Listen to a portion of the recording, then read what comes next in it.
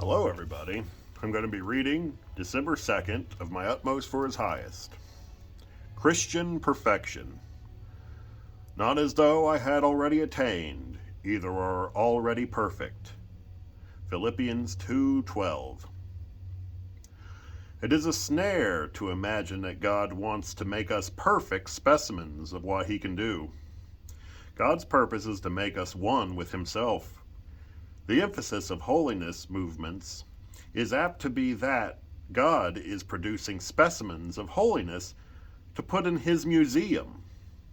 If you go off on this idea of personal holiness, the dead set of your life will not be for God, but for what you call the manifestation of God in your life.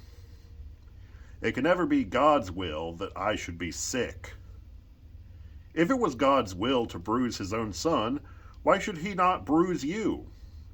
The thing that tells for God is not your relevant consistency to an idea of what a saint should be, but your real vital relation to Jesus Christ and your abandonment to Him, whether you are well or not.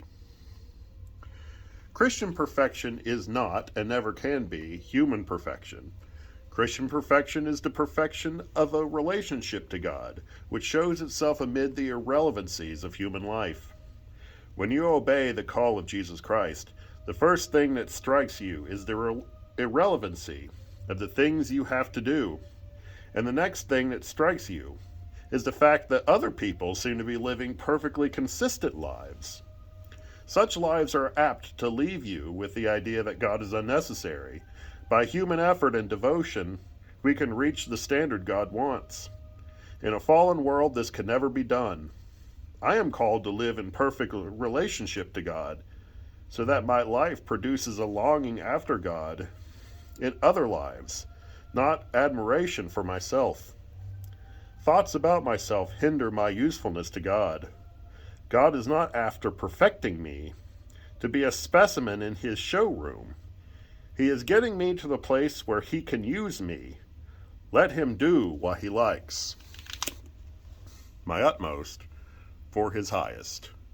Also, look at this fake candle. You can buy this at my store.